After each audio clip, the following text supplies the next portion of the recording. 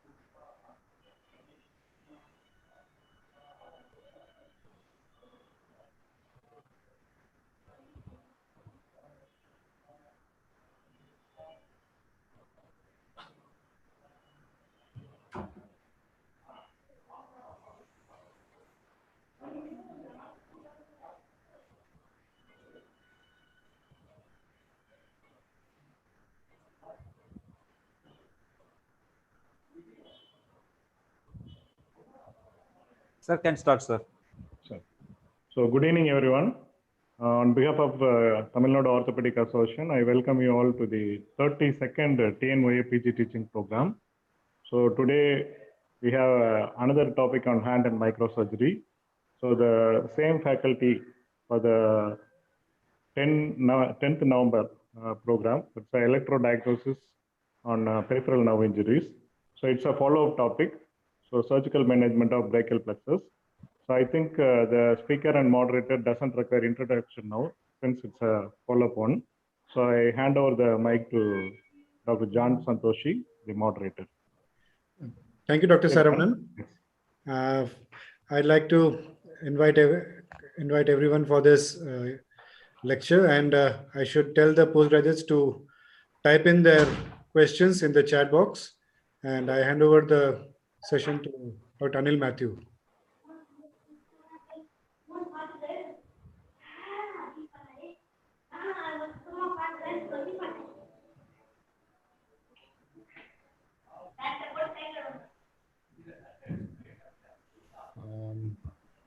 Can you see now? Yes, sir. Yes. Yes. Okay. Is my video also on? Yeah. Yes, sir. So thanks, Dr. John. Thanks, PTS and the academic committee, as well as the president of TNOA for inviting me again. This is an extensive topic, little off topic for orthopedic surgeons, but I'll try and give it some justice. Dr. John, a friend and colleague of mine who trained with me in masters, we've remained in touch for many years. He's a hand surgeon like me, and it's an honor that he has introduced me to this particular talk. So as we know, the brachial plexus is a complex meshwork of nerves that bridge the spinal cord to the terminal nerve branches in the upper extremity.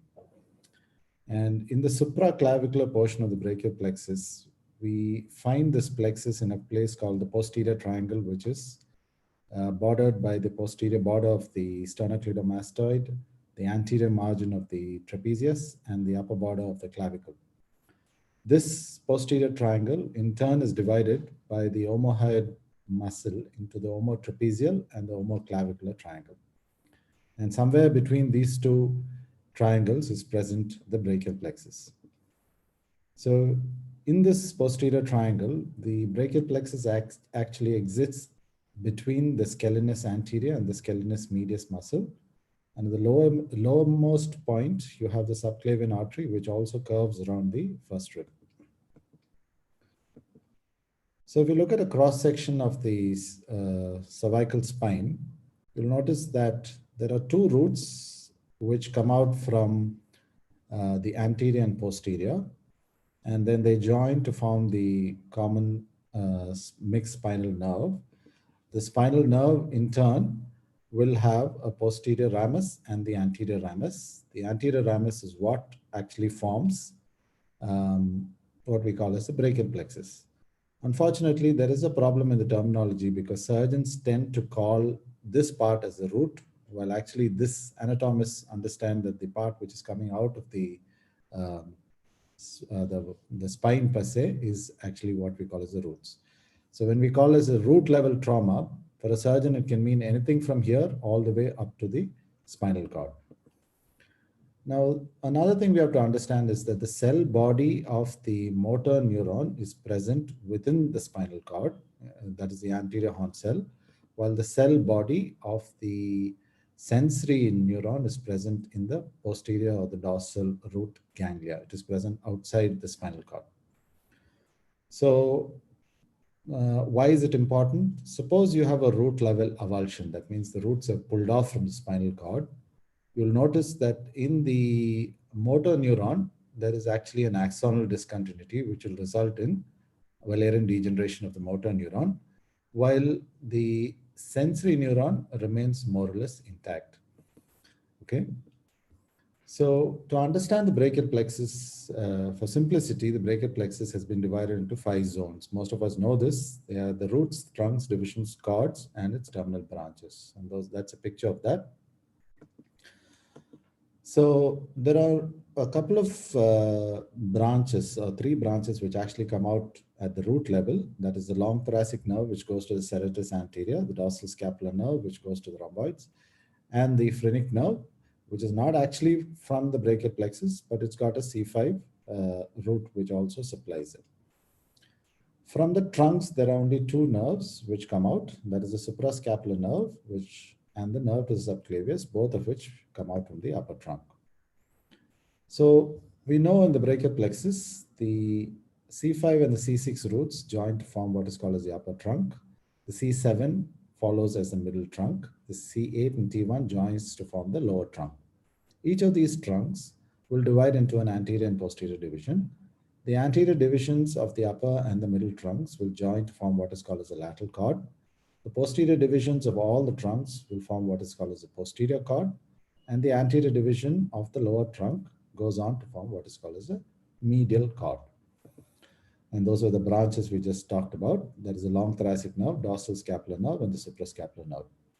Branches which come out from the lateral cord go by the mnemonic LML, lateral pectoral nerve, which come out from the cord, while the musculocutaneous nerve and the lateral root of the median nerve, which are present as the terminal branches of the lateral cord.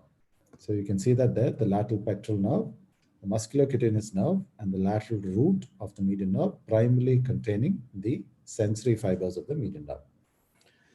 The branches of the posterior cord go by the mnemonic ultra, or rather ultar. So the upper and the lower subscapular nerve, the thoracodorsal nerve, which is actually present between the upper and the lower subscapular nerve, the axillary nerve, and the radial nerve. You can see them in the blue, which is marked in this picture.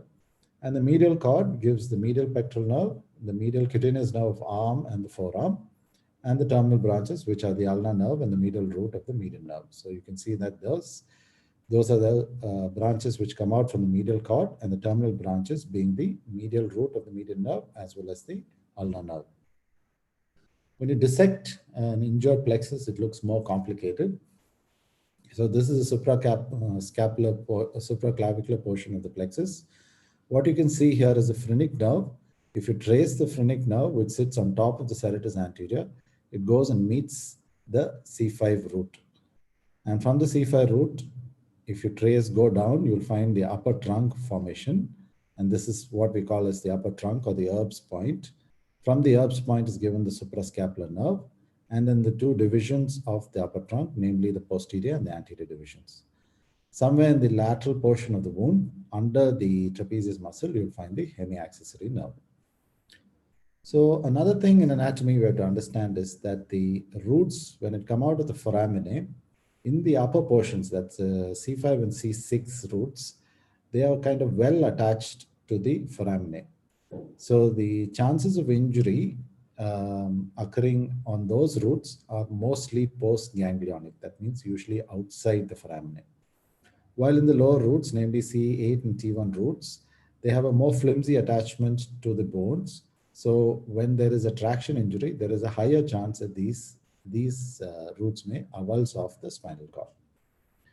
Another thing to understand is that the T1 and the T2 roots actually meet the cervical sympathetic ganglia. So if we look at the picture on the right, the parasympathetics are involved in constricting the pupil, while the sympathetics are involved in dilating the pupil. So if there is an injury to the lower roots, namely the T1 roots, there is a possibility that there is a loss in sympathetic tone to the pupils, and there will be a meiosis or constriction of the pupil, part of your what you call as a Horner's sign. So when we evaluate a patient with brachial plexus injury, often there is a history of trauma, and most patients will come with a history of a motorcycle accident in our part of the world, or a history of a fall of a weight on the shoulder, and rarely a forced abduction of the arm, like falling off a tree and holding onto a branch, and sometimes following supraclavicular or axillary surgery, and rarely following penetrating trauma, including a gunshot injury in the supraclavicular or infraclavicular area, and contact sports like rugby, where you can develop a similar kind of fleeting brachial plexopathy. That's a picture which shows a fall from a motorcycle causing upper root, mainly upper roots injury, fall from a tree where there's forced abduction, which causes lower root injuries. One should also remember that brachial plexopathies can also be non-traumatic in origin. So it can be post-viral demyelination like a Parsonage-Turner syndrome. You can also follow tumors in the posterior triangle or the lung apex, which can cause a compression of the brachial plexus. And of course, we should keep in mind the differential diagnosis of upper motor neuron lesions, cervical spine injuries, and motor neuron disease, as well as acute flaccid paralysis, which may all mimic a monoplegia, but if you carefully examine it, you can actually rule each one of these conditions out. Now, based on the amount of violence or the energy that's imparted because of the injury, you can have various kinds of injuries. So if it's a significantly violent injury, you can either have an avulsion as shown in the picture B, or you can have a rupture of the nerves where it's actually a neurotemic injury. Or if the violence is less, you can have a traction which does not cause disruption of the nerves. So in some brachial plexus injuries where there is actually no discontinuity in the nerve, there is a small possibility that these patients may recover spontaneously if we wait long enough. So at presentations, most of these patients will present with some form of monoplegia of the upper limb with both sensory and motor involvement. And some patients may present to you with very severe pain. And this is what we call as deafferentation pain, which is often a sign of an avulsion injury of the brachial plexus.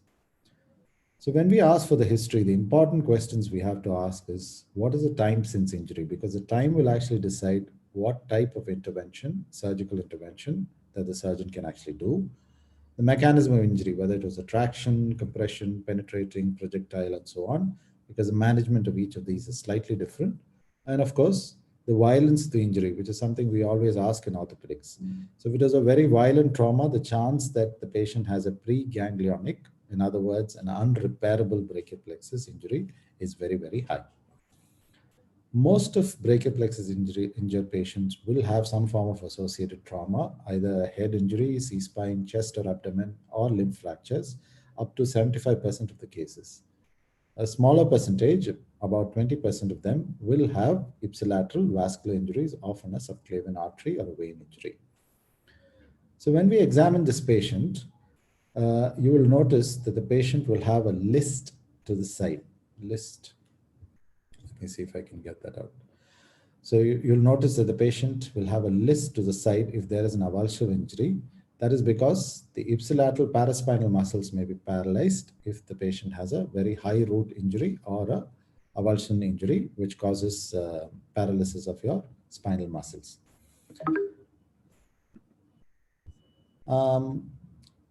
This is another thing we look for, that is Horner syndrome. We talked about it. So Horner syndrome is a combination of ptosis, meiosis, anhidrosis, and anophthalmos. So the pupil will be smaller. There is a ptosis on the same side. Patient will have a dry face on the ipsilateral side, and it will have a sunken eyeball.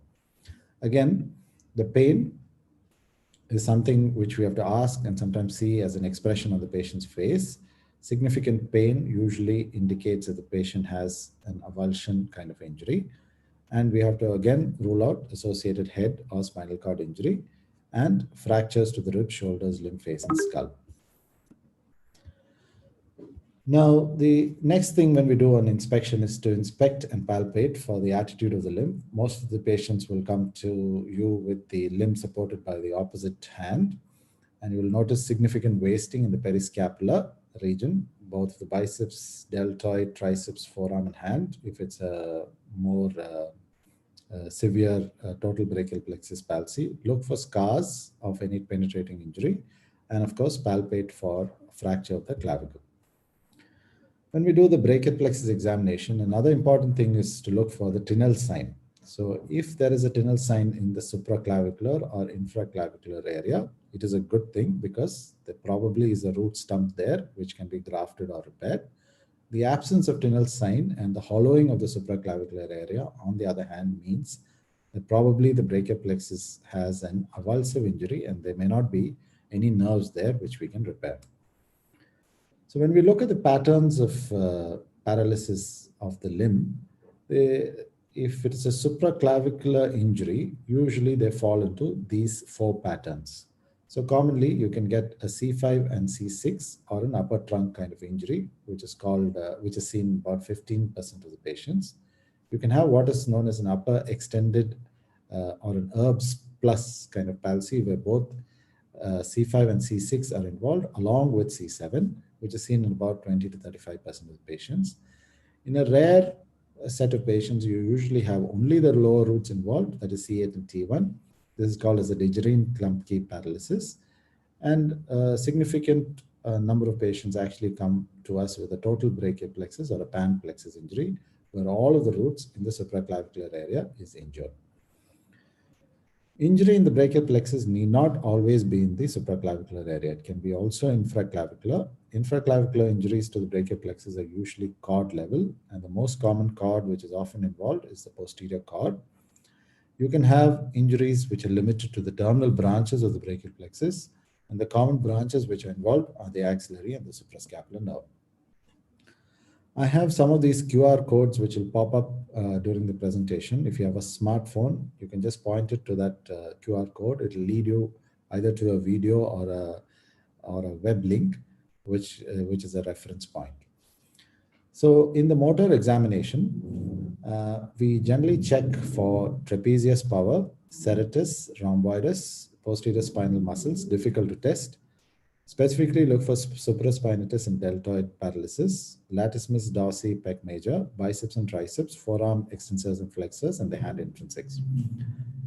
The QR code will actually lead you to a YouTube video which is compiled by Dr. G. Karthikeyan on how to examine the brachial plexus. Dr. Karthikeyan is a senior professor who has trained in Stanley, has worked in all the major government hospitals in Chennai, and you should go through this video to see how motor examination of the brachial plexus is done. So generally when we do the motor examination, you can grade the muscles which you are testing in the MRC grade 0 to 5.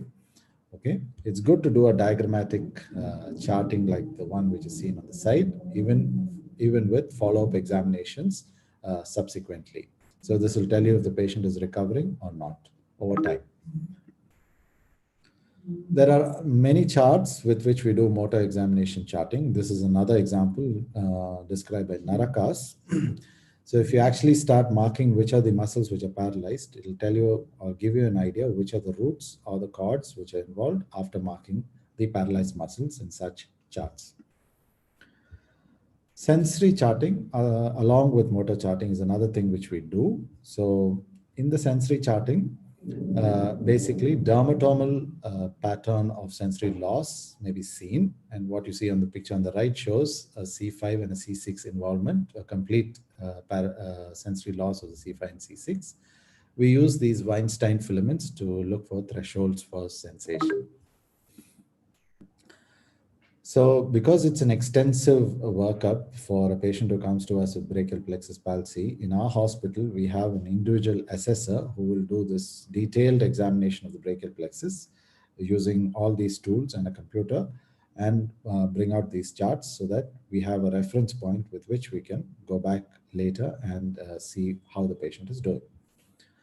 So finally, when we talk about the diagnosis, these are the things that should actually come within the diagnosis. So we should mention how long since the injury the patient is, what side is involved, what level is the injury, whether it's a supra, retro, infra, clavicular or axillary type of injury, the structures which are involved, whether it's a root, trunks, divisions, cords, or terminal branches, or a combination of these. And in each of these, what is involved. So if it's a root level, you have to say whether it's a C5 or 6, a C5, 6, 7, pan plexus, or primarily low plexus.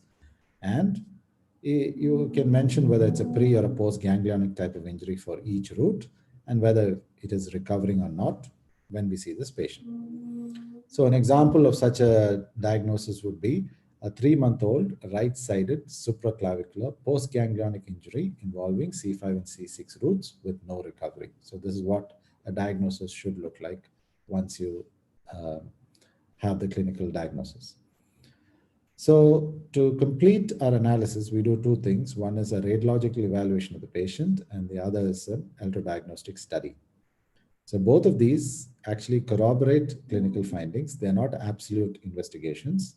The radiological investigation would give you a fair idea whether the injury is pre or post ganglionic. In other words, whether it's an avulsive injury or whether it's a root level rupture, whether there are injuries to the brachial plexus at other levels below the level which we think is the injury, and if it's a post-ganglionic injury, if there is a viable stump which is still connected to the spinal cord, which we can use for nerve grafting.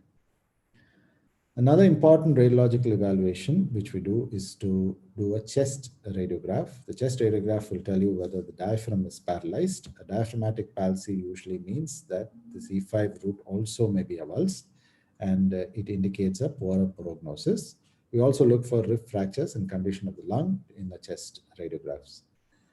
Other common orthopedic examination radiographs which we take is the cervical spine as well as shoulder, and if necessary limb radiographs if there is a need. So here's a chest radiograph which shows a diaphragmatic palsy.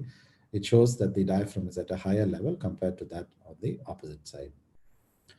So other investigations which are commonly done is a CT myelogram, which can easily show a pseudo-meningocele. I'll come to that. But as of today, MRI remains the gold standard investigation for a brachial plexus palsy. It can visualize root level avulsions, and there are different formats. I'll skip that. But presently, there is an interest in using high resolution ultrasound to look at the part of the plexus which is outside the foramen also. So here's a normal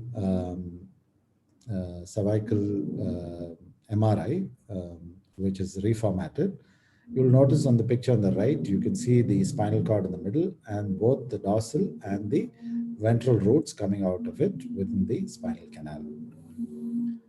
Now, there's a lot of talk about what is called as a pseudo-meningocele. A pseudo-meningocele, essentially, if you look at this picture on the right, you'll see the block arrow without the stem shows a pseudo-meningocele there.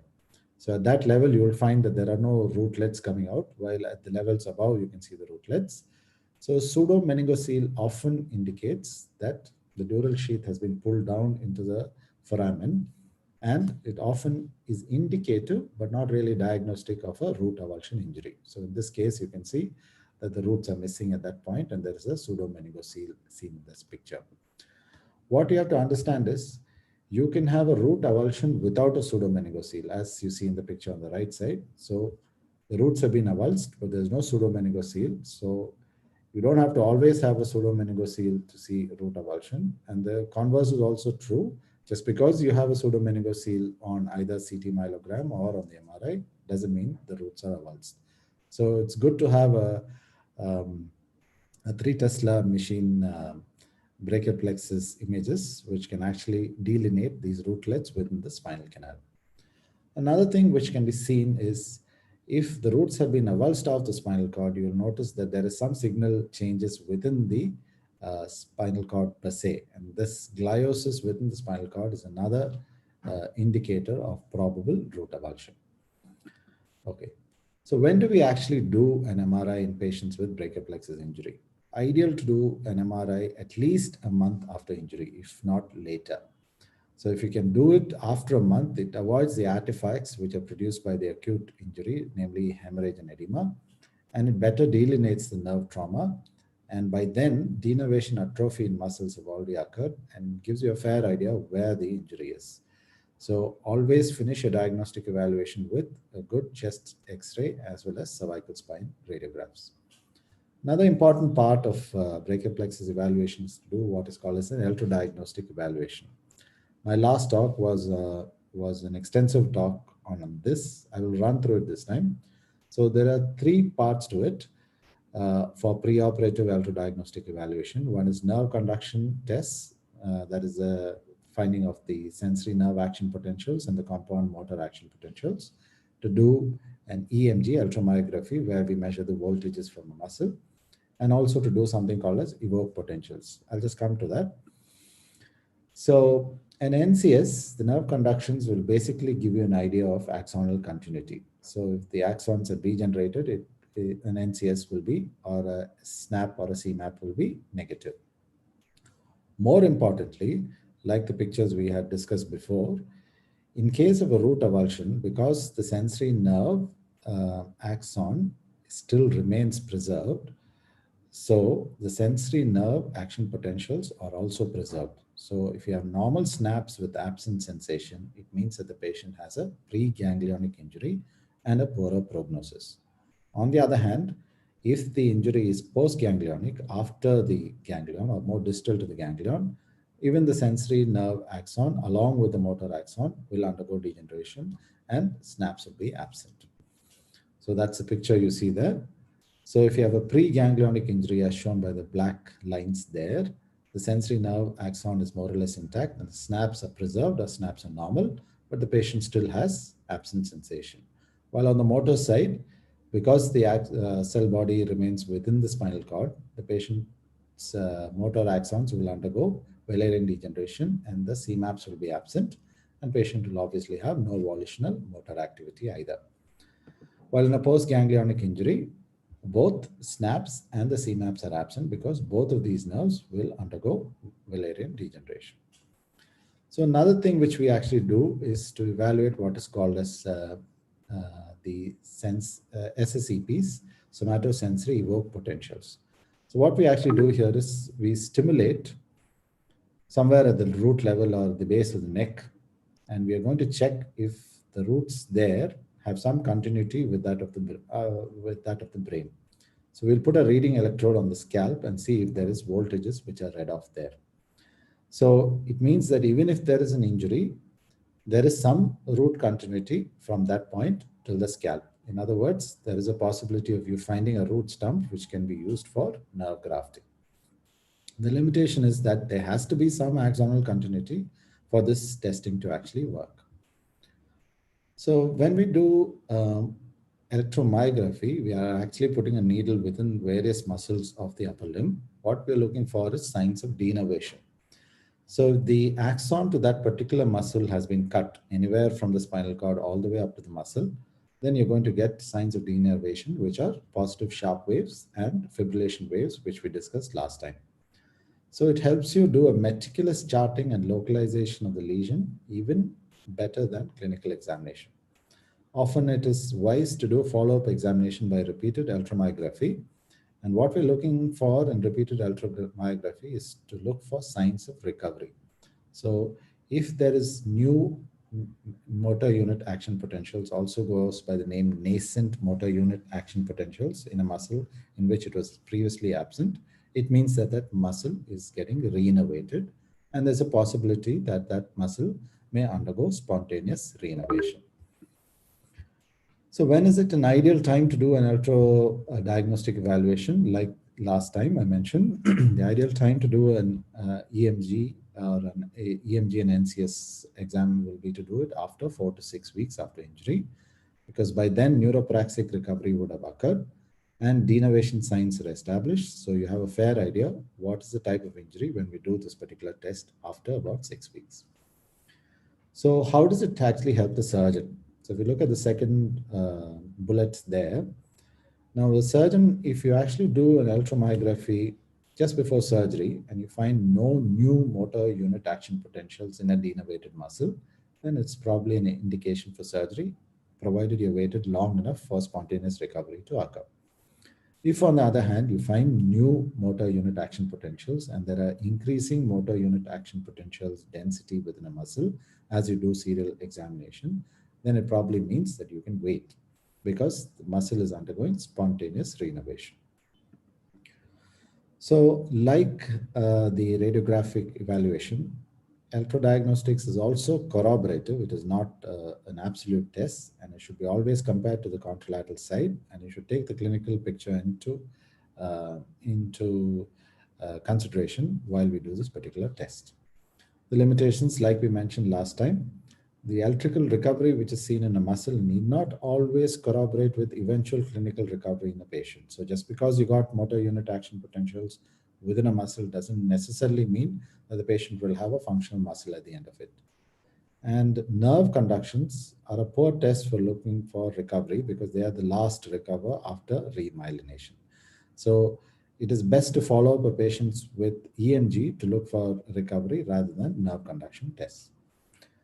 Now, the things we have to understand is we're basically trying to classify this injury into either pre or a post-ganglionic injury. Like I mentioned, a pre-ganglionic injury is non-repairable, while a post-ganglionic injury of the brachial plexus is probably repairable.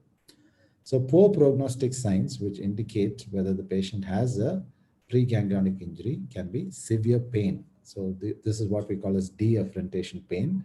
It can be present all the time or it may be episodic, and the patients usually will complain that their pain is the biggest symptom rather than their paralysis. Like I mentioned, Horner syndrome is present when there's avulsive injury of the lower roots. The list to the opposite side, which we saw in the picture of that patient.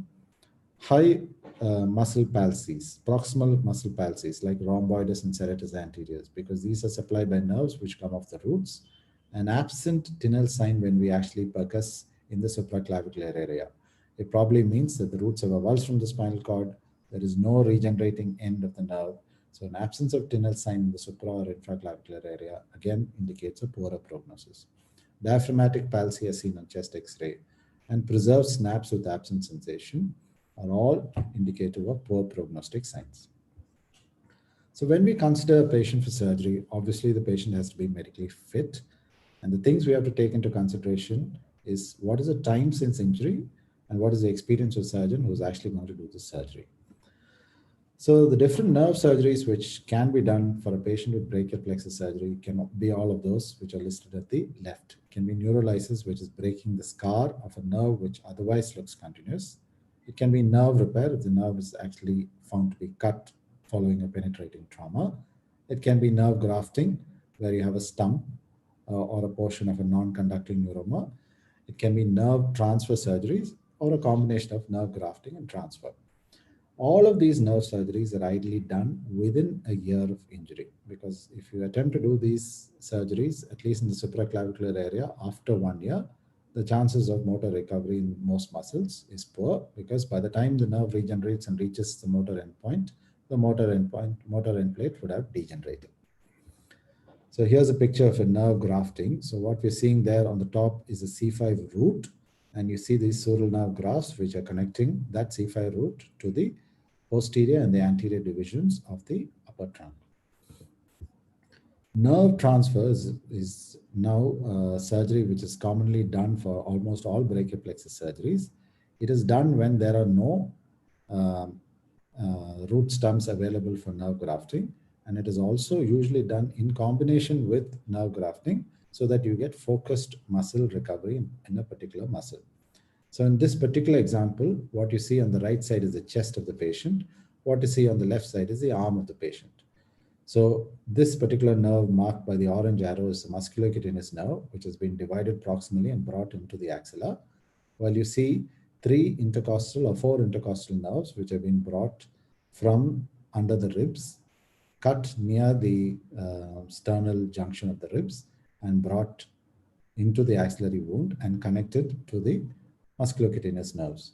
So eventually, as these nerves grow through the musculocutaneous nerve into the biceps and the brachialis, as the patient takes a deep breath, he will be able to flex the elbow.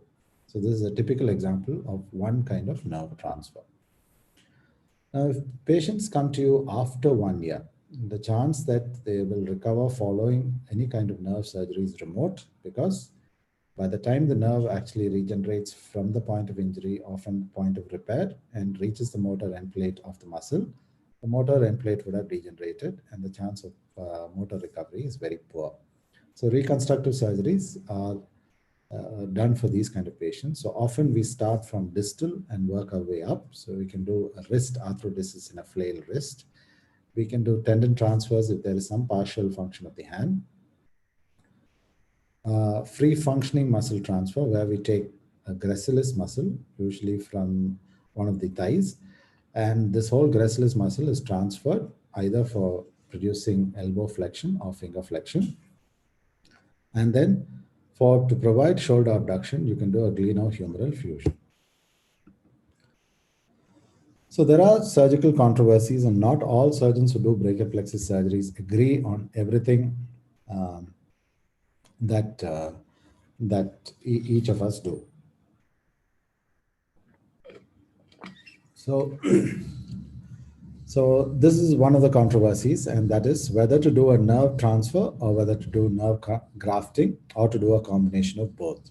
So present evidence actually shows that it is best to do a combination of both nerve grafting and nerve transfer as of today. When is it the best time to do surgery? We can either consider an early or a late surgery. The problem of doing an early surgery is you may actually prevent natural recovery from occurring. So you may end up operating a patient who may actually recover naturally. If you do a very late surgery, then the chances of muscle recovery also becomes poorer. So the present evidence says you can wait for 3 to 5 months for natural recovery to occur in a post-ganglionic injury. And in this time, if there is no deltoid or biceps function, either electrically or clinically, then we can go ahead with nerve surgery. When is it indicated to do early surgery? When there is a proof of avulsion or a pre-ganglionic injury. There is no real point in waiting. You can actually go ahead and do the nerve surgeries. Surgical approaches, some people just do a single transverse incision just above the clavicle. So this is the clavicle and this is the sternocleidomastoid. That's the neck of the patient and this is the chest of the patient. A more extensile incision will be this V-shaped approach. So we go along the posterior border of the sternocleidomastoid and a horizontal incision just above the clavicle. Flip this whole flap up along with the platysma and go and explore the plexus. Nerve surgery versus free functioning muscle transfers. So usually free functioning muscle transfers are reserved for patients who have missed the opportunity to have nerve surgery. But there are surgeons who believe that free functioning muscle transfer probably gives even better function than nerve surgeries. So please look up this link, which is shown by this QR code. There are a group of surgeons today who have produced high-end orthoses to produce good hand function. So can you actually amputate a flail limb and give these patients a good orthosis? So that's another question that needs to be answered. So please look up this Lancet article by Asman. Who knows, in the next 10 years, that may be the solution to our flail limbs. So we'll look at brachial plexus surgery and compare it to a power grid, which like a power grid which supplies our houses. So imagine the brachial plexus to be a big power grid, and these are all those wires which come to various villages. So you have one village there, another village there, and another village down. Now, each of those areas will have an important house, or let's say a bank or a hospital, which needs power to be there. So the example here will be a lateral cord, a median nerve, and the ulnar nerve. And the ones which are marked by the arrows actually indicate the most important muscle in the group. In this particular case, it will be the biceps for the lateral cord. Now, the patient has an upper plexus injury or the upper roots are involved. Those particular houses or those particular muscles are now devoid of electrical power and they are paralyzed or without any power there. So suppose you go and do a repair of the plexus there by grafting that end.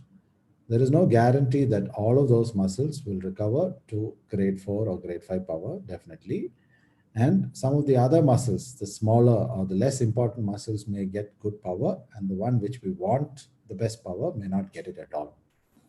So to do that, it may be wise to actually transfer one of the working nerves from an adjoining house or an adjoining muscle, which is supplying one of the adjoining muscles, and transfer that particular nerve to this particular muscle. So this is called a nerve transfer. So the chance of recovery of that particular muscle is higher because the repair has been done very close to the motor endpoint, and the nerve has to only regenerate over a short length before it reaches that particular muscle. So if we can do this in combination with grafting, then the chances of all of those muscles recovering is higher because the grafts would have caused muscle recovery of the other muscles, and this nerve transfer will definitely allow this particular muscle, the important muscle in the group, to recover. In a more extended pattern where C5, C6, and C7 are involved, if you do a nerve grafting, again the same problem occurs. The important muscle here, namely the biceps, may not recover. So you may have to do a nerve transfer procedure, if possible, either from the ulnar nerve or from an extraplexial source. So in this case, this is an intercostal muscles. These are the intercostal nerves. And you can take 3 of them and plug it into the musculocutaneous nerve and make sure that the biceps recovers along with the other 2 or the other groups of muscles which are supplied by the upper plexus. Now, in a more extensive injury, like a total plexus injury, where the upper part is postganglionic and the lower part is preganglionic, in other words, this is not repairable, again, we can go and do some kind of nerve grafting and then find extraplexial source of axons. Here is intercostal nerves again to make sure biceps works. And then if you really need finger flexion, you may actually have to bring another new muscle from another area to the area of the finger flexors and then find a nerve like the hemiaccessory nerve to connect to it. Now, suppose you're done, this is not repairable because this is preganglionic. Even if it was postganglionic, suppose you had repaired it, because the distance is so long, the chance of recovery is very remote. So it's better to have a new muscle with a new motor end plate and then connect it to a power source and get some kind of recovery. So here we have actually done nerve grafting for the upper roots. You have done an extraplexial nerve transfer to ensure that biceps is working. And if these 2 eventually work, then you can do a free functioning muscle transfer for finger flexion at a later date. So if all roots are avulsed, then your options become more limited. You cannot do any grafting. You can only give biceps, maybe the shoulder, from extraplexial nerve sources, and then finger flexion by doing a free functioning muscle transfer, like I mentioned. Anytime you're going to put a graft between a repair area, because there are 2 anastomotic sites, there will be some axonal loss as the nerve regenerates through this. So the recovery is poorer when compared to a direct repair always. So this is how we harvest a sural nerve graft. I've shown you these pictures before. On the back of the leg, you can make these small incisions, find the sural nerve. You can get a long strip of sural nerve, use it as a single long sural nerve graft in some cases, or cut it into small pieces and do this group fascicular nerve grafting in some of these patients. The problem with nerve surgery is after you do a nerve repair or a grafting, the nerve grows very, very slowly. It grows at a rate of 1 millimeter per day or about 1 inch a month, which is pretty slow. So if you do a proximal repair for a nerve where the motors are very distal, for example, the ulnar nerve, if you do a C8 and T1 level nerve repair or grafting, it is very unlikely the patient will get back any kind of hand function because it takes too long for the nerve to grow from the level of the neck all the way up to the hand. So the outcome of nerve surgery basically depends on the type of injury. So if the patient has a preganglionic injury, it basically means that the involved roots are not available for nerve grafting, and the possibility of a group of muscles recovering becomes very, very less. So these patients, it's better to do early surgery. Even in spite of doing early surgeries, they have a poorer outcome. And some of these patients may still have this deafferentation pain, which might require a procedure which is called as dorsal root rhizotomy later. If it's a postganglionic injury, there is a possibility of finding a root stump in the supraclavicular area. If it is available, then we can do a nerve grafting procedure. And of course, there is a better prognosis if nerve grafting is combined with nerve transfer surgeries, as we saw in the algorithm before. So the priorities of care in a brachial plexus injury would be first to get elbow function, then to have some kind of shoulder stability, namely shoulder abduction, hand sensibility if possible at all, wrist extension, finger flexion, finger extension, and finally intrinsic function. So based on the nerves which are available and based on the muscles which are paralyzed, we will go in this particular order. So in some patients, we may be able to only give elbow flexion and shoulder abduction and nothing else because it's a complete brachial plexus injury. So when do we time these injuries when we're doing nerve surgeries? So if it's a sharp cut injury, penetrating or lacerating injury, which has injured the brachial plexus, then like all other nerve injuries, because it's an open nerve injury, an immediate exploration and repair is the best way to go about it. If you have a blunt or a ragged nerve transection, they can be operated a little later, approximately 3 to 4 weeks down the line, once the wounds have reasonably settled down. Gunshot wounds you can actually wait after gunshot wounds because most of the time it causes an expansile cavitary lesion in the area of the brachial plexus. And most of the time the brachial plexus is not severed. So you can wait from 3 to 6 months to see if there's some recovery occurring. And during this time, if there is no recovery, then it's worthwhile going and exploring the brachial plexus. In all other injuries, which we commonly see, they all follow some kind of traction injury. The fall from the motorcycle, fall from a height, fall of a weight on the shoulder, and so on. So if by preoperative evaluation, you can diagnose that this is a postganglionic injury, then you can wait from 3 to 5 months to see if natural recovery occurs, both by clinical and electrodiagnostic evaluation. And if there's no recovery in this time, then surgery is indicated. If, on the other hand, preoperative evaluation, both clinical, radiological, and electrodiagnostic studies is indicative of a preganglionic injury, there's actually no point waiting. You can plan for an early surgery, which is usually done within 2 to 3 months after the injury. So another thing which we do is called intraoperative nerve stimulations. It's a little complicated, so I may not go through all of these. So these are the things we actually do. This is nerve action potentials. We may actually do somatosensory evoked potentials, motor evoked potentials. Basically, it will help us determine while we're doing surgery if there is some evidence of nerve continuity or if there is some signs of recovery of the nerve after regeneration. Okay. So this is the algorithm. It looks quite extensive, but I'll just run through it. So if the question which we're going to ask is the injury less than 1 year? And the answer to that is yes. Then you're going to do an exploration of the brachial plexus. And based on what you find in it, you're going to do different types of nerve tests. And based on those results, you will decide either to do a nerve grafting procedure or just a nerve transfer or a combination of these two. If you can see a stump neuroma, you're going to find out if that neuroma, if that stump is still connected to the brain by doing a motor evoked potential test. And if the motor evoked potentials show some voltages on the scalp, you can do a grafting along with nerve transfer procedures. If there are no motor evoked potentials, then you're limited in doing just nerve transfer surgeries. When there are absent stumps on exploration, you may be limited in just doing some distal nerve transfers to produce some limited function of the upper limb. If the injury is more than 1 year, then none of these nerve surgeries are going to work, and you will go ahead with reconstructive surgeries.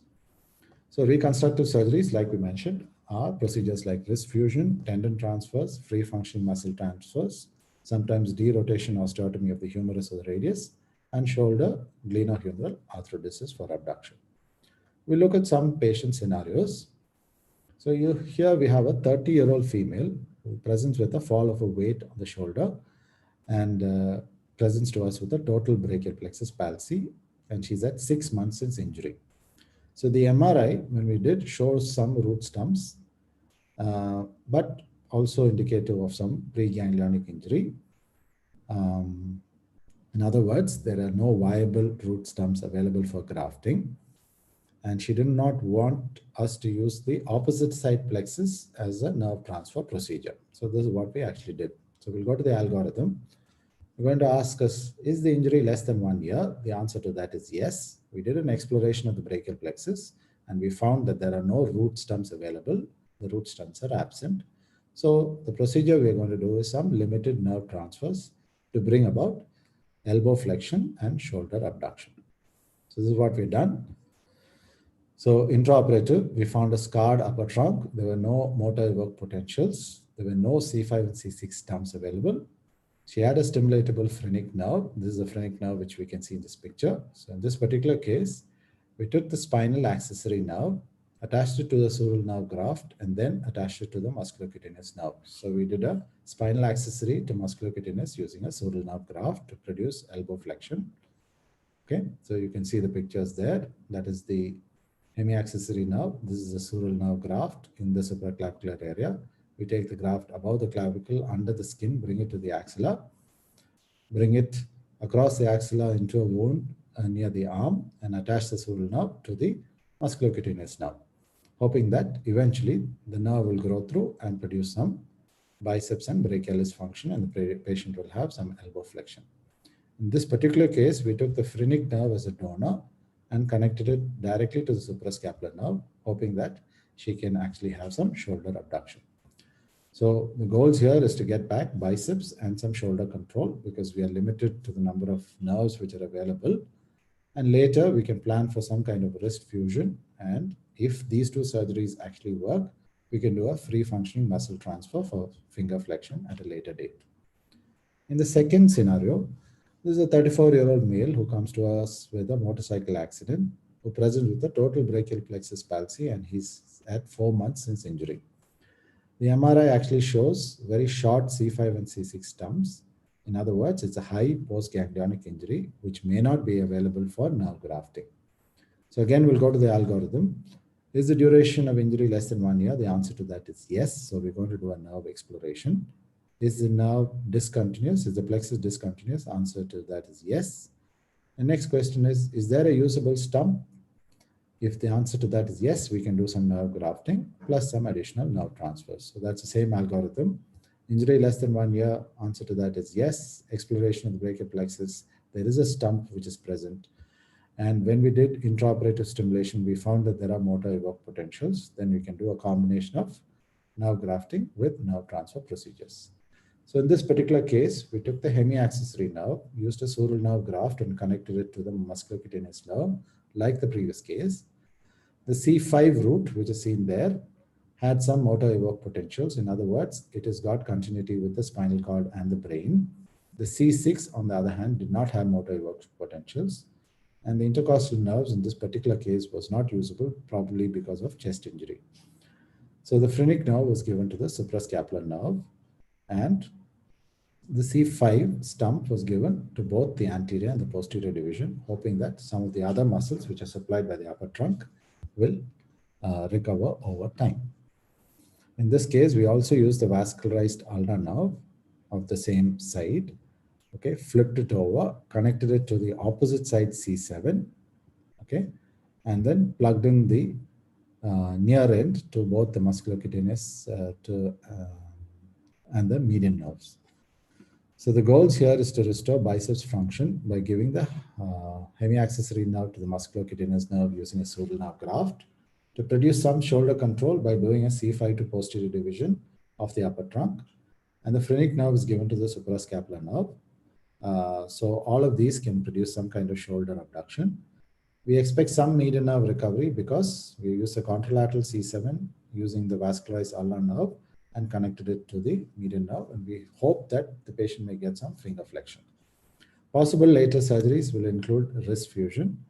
And in this particular case, the free functioning muscle transfer may not be an option. Another scenario where you have a 29-year-old male who presents with a motorbike accident, has a total brachial plexus injury with partial recovery of the lower roots, C7, 8, and T1. And the patient presents to us at 7 months. So when we explore the plexus, we find an upper trunk neuroma. We find that the C6 is not usable. So again, going back to the algorithm, is the injury less than 1 year? Yes.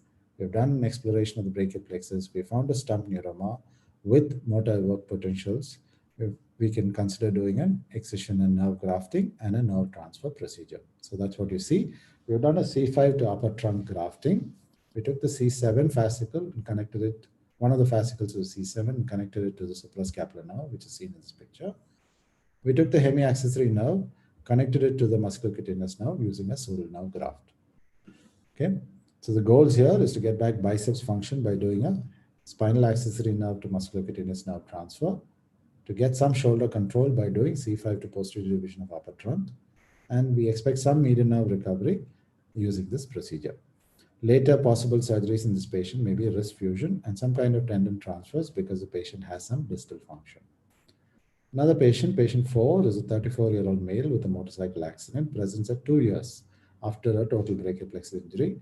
The patient has already had a wrist fusion surgery at the time of presentation. So the algorithm now again, is the duration less than 1 year? The answer to that is no. So we cannot do nerve surgeries. So we will do reconstructive surgeries in this patient. Wrist fusion is already done.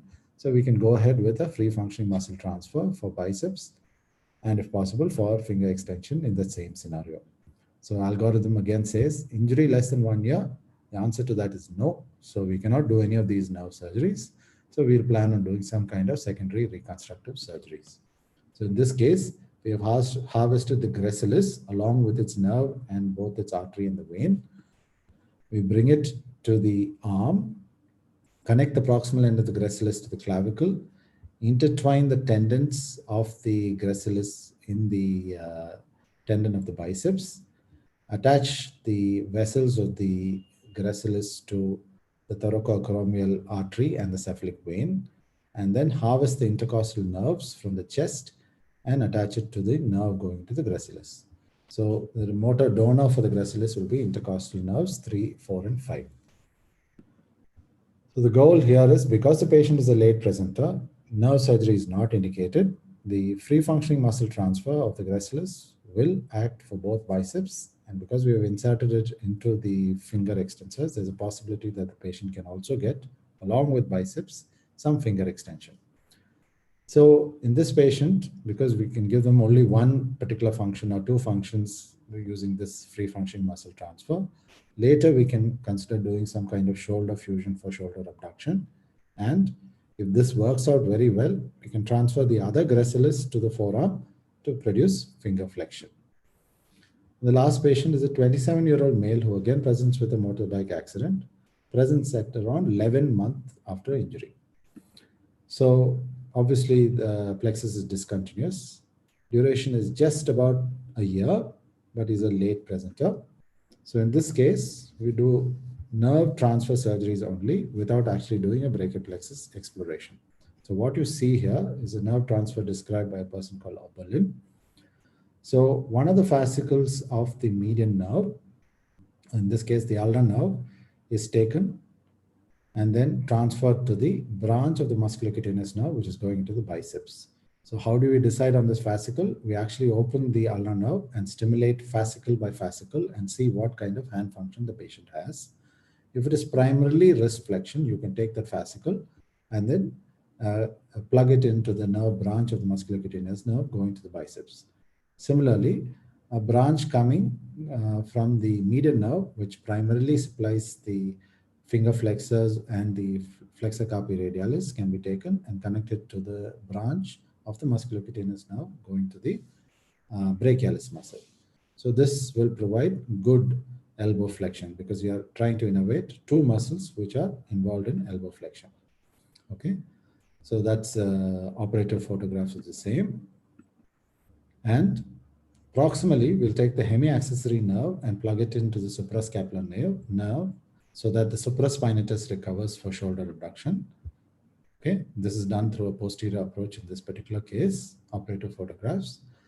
And we'll take one of the branches of the triceps which is working, stimulate and find out if the nerve branch of the triceps, the nerve branch of the triceps is working, divide it, bring it to the quadrangular space, divide the axillary nerve there after stimulation, making sure that it's not working, and plug it into the axillary nerve. So now the nerve will grow through the axillary nerve into the deltoid. And because the patient has two muscles to now abduct the shoulder, the chances of good shoulder abduction becomes more real. So although he's a late presenter, we are not going to attempt, we are still doing nerve surgery, but we are not going to do exploration because the exploration will produce nerve grafting, which is really high, and the chances of nerve recovery will be poorer. So instead of that, we'll do focused muscle recovery by targeting the biceps brachialis, deltoid, and the supraspinatus. So we'll look at some outcomes of these patients. This is a patient who had a similar surgery like the last patient. So we've done what is called as a quadruple neurotization, where we've taken an FCR branch of the median nerve and plugged it into the biceps branch of the musculocutaneous nerve, the FCO branch of the ulnar nerve to the brachialis. The triceps long head branch is given to the radial nerve, to the axillary nerve, and the hemiaccessory nerve is given to the suprascapular nerve. So you'll see he has good flexion of the elbow as well as good overhead abduction. So you have a good outcome when the patient presents to you early enough with a pure upper plexus injury when we do this kind of nerve transfer procedures. Here's another patient who comes to us with total plexus injury, but with some recovery in 7/8 at T1. He's a late presenter. Again, we did a quadruple nerve transfer.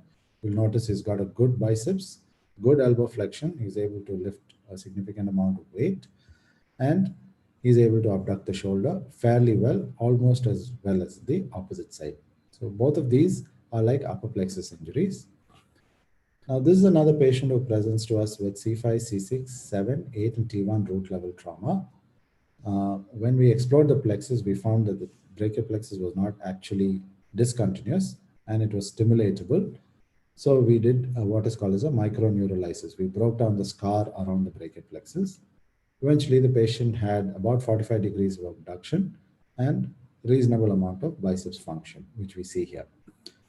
So there was a poor recovery of wrist extensors and finger extensors. The patient underwent wrist fusion at a second stage, and he was planned for some tendon transfers to produce finger extension. This is another patient similar to the previous patient who was a total plexus injury with eventual recovery of some lower roots. There were no C5 and C6 root stumps available when we explored the plexus, so we had to do just nerve transfers. We did a spinal accessory to the suprascapular nerve to produce some kind of shoulder abduction. We took the intercostal 3 nerves and plugged it into the musculocutaneous nerve. So that's a picture. You can see 3 intercostal nerves being plugged into the musculocutaneous nerve. That's a diagrammatic representation on the right side. So you'll notice he's got some abduction and his elbow flexion is much weaker than the previous patient which we saw. So in this particular case, we did hemiaccessory nerve to suprascapular nerve. So he's got limited abduction, unlike the upper plexus patient where he had overhead abduction with 2 muscles. There's only 1 muscle which we were able to reinnervate. And intercostals to MCM produces about grade 2 plus to grade 3 elbow flexion in this particular case. You'll notice shoulder abduction is much poorer than you saw in the previous 2 patients. This is a patient who presents to us with a total brachial plexus palsy. You'll notice the sulcus sign, the significant wasting of the supra and infraspinatus, the hollowing of the supraclavicular area, and some scars which are present there. He's holding the hand with the opposite side, or he has to place this within a broad arm sling. So in this particular case, because he had a total avulsive kind of injury, we did a phrenic nerve to biceps using a sural nerve graft and hemiaccessory to suprascapular nerve. So although we just did 2 simple nerve transfers, the patient had very good function. You notice he's got nearly grade 3 biceps function, and he's got a reasonable shoulder abduction. See, his shoulder abduction is almost 45 degrees. So this patient was very happy with the proximal recovery. So he wanted something for his finger function later. In this particular case, we went and first did a wrist fusion. Then we took 3 intercostal nerves and connected it to a long sural nerve graft and left it just proximal to the elbow, and then brought back the patient about 7 months later and then transferred one of the gracilis for finger flexion. We don't have those videos yet, but we expect him to have some reasonable recovery. This is another patient, like the scenarios which we were talking earlier. He presented 2 years after injury with a total brachial plexus palsy with no recovery. So such a patient is not a candidate for brachial plexus nerve surgery. So what we did in this case is used a free functioning muscle transfer after doing a wrist fusion. We took a gracilis from one of the thighs, connected it to the clavicle there, and put the tendon of the gracilis within the biceps tendon and plugged in the intercostal nerves as shown by the operative pictures previously. So over time, the patient got good muscle power within the gracilis, and the patient is able to flex the elbow. This is another patient who had an extended upper plexus or NURBS plus palsy. So in this case, we've done a C5 to the suprascapular nerve. We did an FCR fascicle of the median nerve to the musculocutaneous nerve, and the FCO fascicle of the ulnar nerve to the triceps. So you'll notice, again, he has got reasonable shoulder abduction, and he's got about 90 degrees of elbow flexion. So he had grade 4 triceps when last seen, and now he's planned for tendon transfers for the wrist drop, which is seen distally. So essentially, brachial plexus surgery is complex. It requires a team, it requires a therapist, it requires somebody to do a significant assessment of the injury. You will need help to bring out these fantastic muscle evaluation and sensory evaluation charts, and then make sure that you have a baseline onto which you can follow up after surgery, or if you're waiting for surgery. You need therapists who are dedicated to do post-operative therapy and retrain these patients. You'll need an ultramyography group who can do both EMGs and NCS electrodiagnostic tests for you. And of course, radiologists who can help you before, and this is a radiologist who's helping us do an ultrasound examination during the surgery. You need a dedicated microsurgical team to do brachial plexus surgery because the anatomy is confusing. And it's even worse when we do the surgery because the anatomy is altered because of the injury. So if you follow a systematic approach and meticulously evaluate a plexus injury, you can fairly be sure where the injury is. Remember that the investigations we do are not absolute, so it's worthwhile always exploring the plexus to look for nerve roots. Surgery, unfortunately, is tedious. It gives us all who do these surgeries sleepless nights. Not all outcomes, as you saw in the previous pictures, are rewarding. The ones with upper plexus injuries tend to do very well. The ones with total plexus injuries, not so well.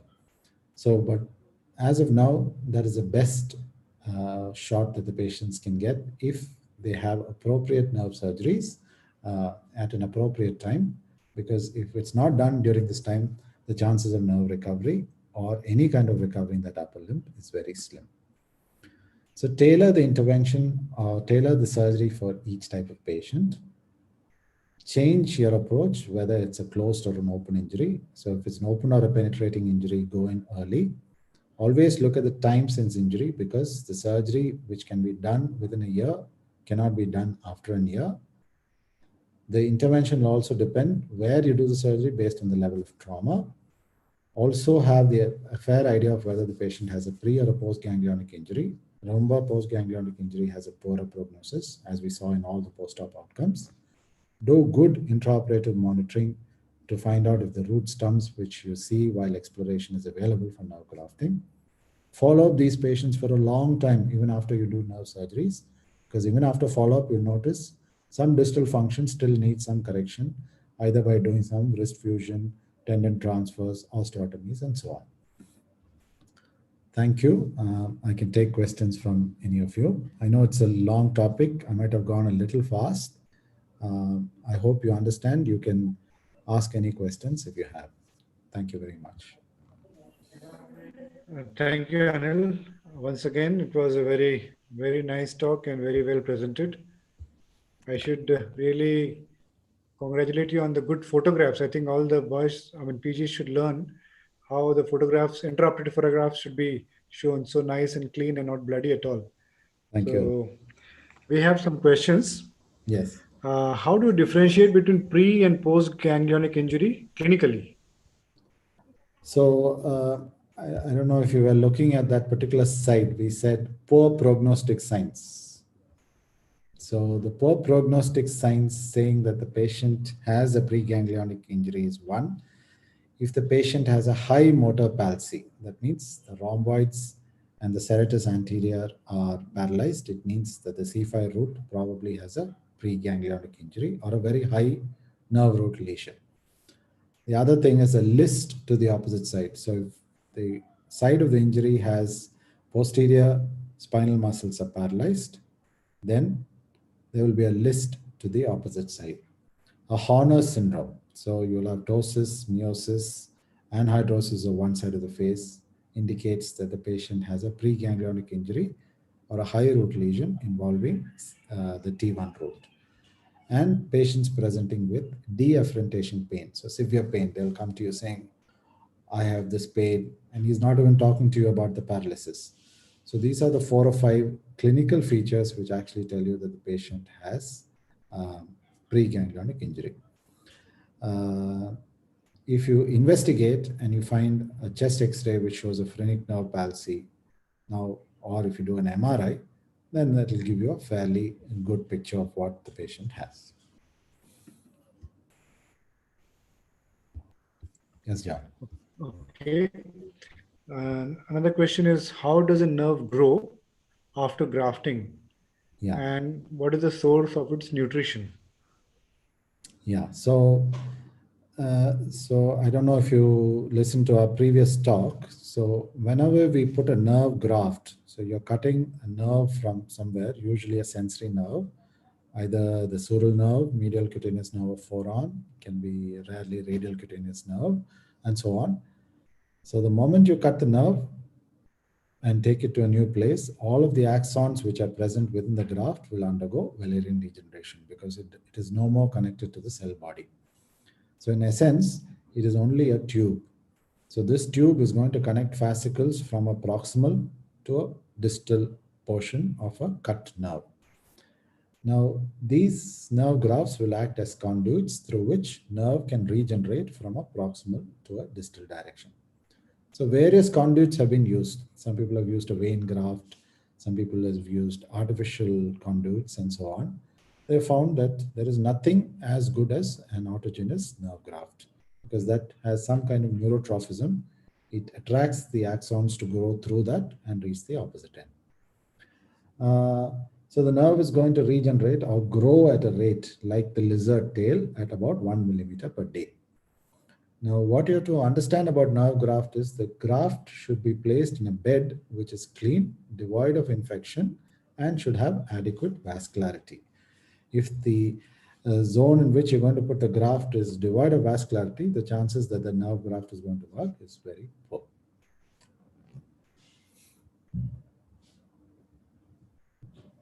I think those are the questions from the postgraduates. Yes. I'd like to ask about what MRI do we order these patients? Yeah, so I think, John, the MRI is still a story in evolution. So generally, when we ask for a brachial plexus MRI, what we order in CMC is a cervical spine with brachial plexus. The cuts which are important to us is what is called as the oblique coronal cuts, because the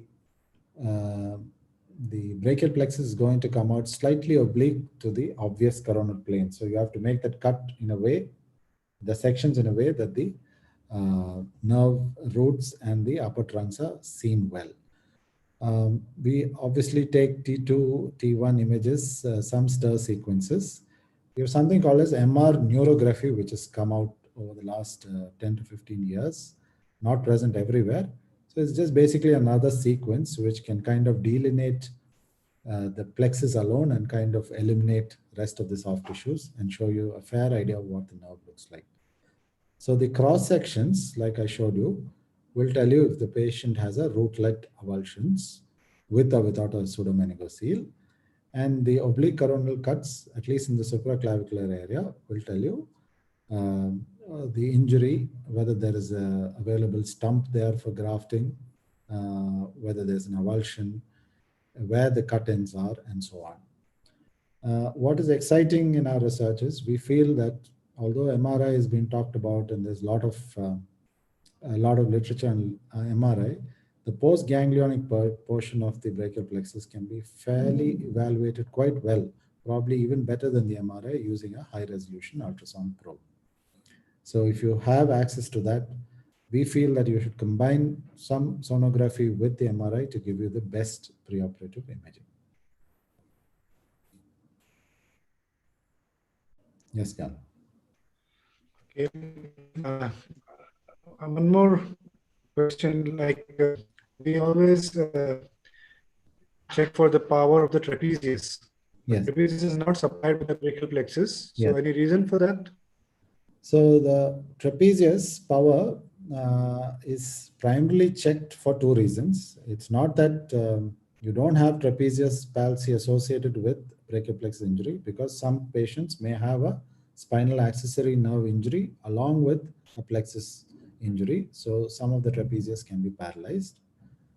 The other thing is the spinal accessory nerve is a good source for axons when we do nerve transfers, especially when we are connecting it to the suprascapular nerve. So it is good to know whether the power of the trapezius is good. In other words, that the spinal accessory nerve is working before we undertake surgery, because most of the time, some portion of the spinal accessory nerve is taken for this nerve transfer. So the answer to that question is, we do have patients who will have trapezius paralysis associated with the brachial plexus injury, because the violence is so much that along with the brachial plexus injury, the patient can have an associated spinal accessory nerve injury. And also because that is a source of axons, it will be worthwhile knowing whether it is actually working or not. Okay. The other question, is fascicular alignment necessary in reconstruction? See, the problem of fascicular alignment, at least when we're doing brachial plexus nerve grafting, it's probably a moot point, because you really cannot align the fascicles from, let's say, a C5 or a C6 roots to the upper or the lower trunk. You can basically cut down the nerve neuroma to what looks like good proximal and good distal nerve ends and do the nerve grafting. Where the fascicular topography is important is when we're doing nerve transfer procedures.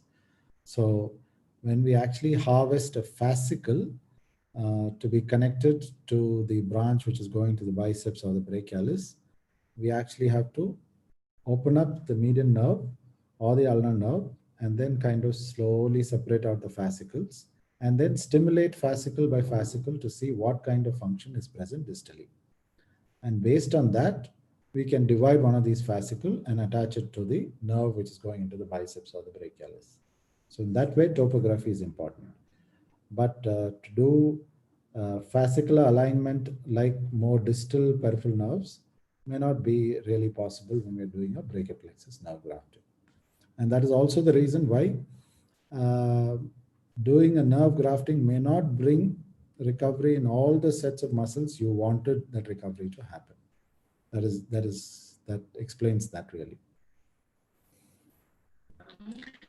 Okay, there's a question of can we use all peripheral nerves? I mean, can SSEP be done for all peripheral nerves, or is it only for selected group of nerves like median nerve or sciatic nerve?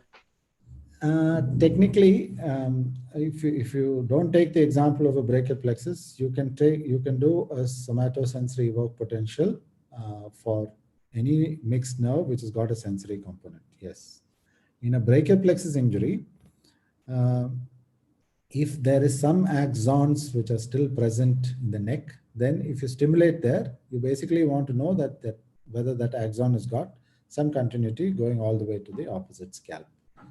So it's not an easy test to do. It has to be done by a good neurographer.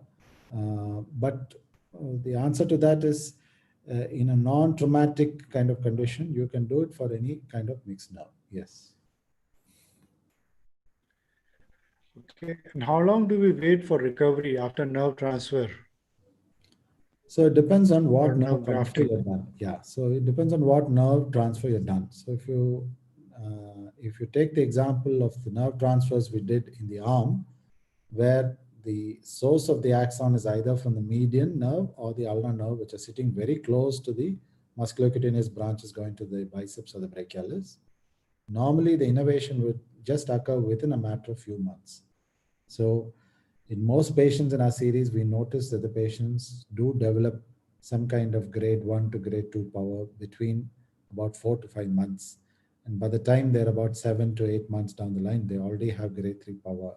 About a year and a half down the line, they almost have grade 4 power. So that is probably the best nerve transfer which we can do in any kind of nerve transfer scenarios. In other nerve transfers, for example, we took the hemiaccessory nerve, the spinal accessory nerve, and we want to give it to the musculocutaneous nerve, you'll have to bridge it using a long sural nerve graft. So you'll have to wait many, many months for it to actually reach there. It may be over a year before you see biceps function. So it primarily depends where you've done the anastomosis and how close the motor is to the motor endpoint of which you want the recovery to happen. So the further the distance and the longer the nerve is to grow, it can take a year, maybe even longer. So when we do this nerve transfers from the opposite C7 and so on, and you put a long graft which is going all the way to musculocutaneous nerve or median nerve here, it will be certainly more than a year, sometimes more than 18 months, maybe even up to 2 years before you see some kind of movement or action in the opposite limb. Okay. Now, other than gracilis, what are the other muscles you prefer for free functional muscle transfer? So why we choose the gracilis is because it's got the same excursion and it's as that of the biceps, and it's kind of thin, easily harvested, and it's from a more distant site. So that is why gracilis is most commonly taken. The other muscle which we can transfer is the latissimus dorsi, but not in cases of a high brachial plexus lesion, because usually the latissimus dorsi is also paralyzed. So in a more distal lesion which is involving the terminal branches, we can, like an axillary injury, we can do a bipolar transfer of the latissimus dorsi without actually doing vascular anastomosis to produce biceps flexion. So these are the two common muscles which are done. There are other muscles mentioned. For more distal free functioning muscle transfers, we can take a combination of gracilis with adductor longus, give the gracilis for finger flexion, transfer the adductor longus for wrist extension. So the kind of finger flexion that is produced is much better than just finger flexion after a wrist fusion. Only thing is we have to provide two different nerve sources for each of those muscles. So a dual muscle transfers. Okay. And among the routes, which route gives the best result recovery? I don't think there's a real answer for that. Certainly, if you do a nerve grafting or a nerve repair of the C8 and T1 roots, at least in an adult patient, the chances of recovery is very, very poor, especially if you intervene very late in the course of the disease. So for that reason, doing an upper root level kind of nerve grafting or repair may have a better chance of producing some kind of function. So most of our surgeries usually involve either using the C5 or the C6 roots, provided when you stimulate the scalp here, you get a voltage there by motor evoked potential. You know that the root is still connected to the brain. Then the chances of recovery is quite high. So the common routes used for brachial plexus surgeries is either the C5, C6, rarely the C7, and if necessary, the opposite C7. So C8, T1 really is not used for adult brachial plexus surgeries.